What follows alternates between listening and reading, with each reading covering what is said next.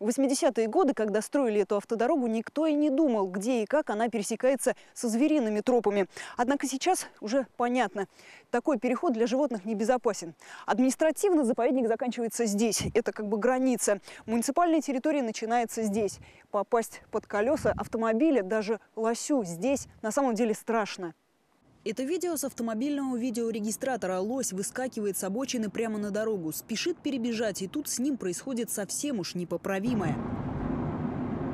Животному повезло, что водители ехали не слишком быстро. Лось успел подняться и нетвердой походкой удалиться в лес. Чтобы хоть как-то предупредить водителей и обезопасить зверей, в Мордовском заповеднике имени Смедовича установили двухмерную заставу. На самых популярных звериных тропах композитные муляжи лося и кабана.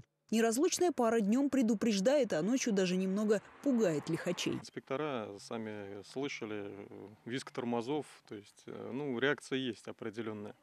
Хотя, конечно, может быть, когда-то привыкнут. То, что эти места действительно популярны у зверей, как места перехода из одной части леса в другую, готовы подтвердить зоологи. Они изучают пути миграции большинства жильцов заповедника. Дорога ведет к Сарову и перекрывает пути миграции для множества копытных. Косули, олени, лоси, кабаны.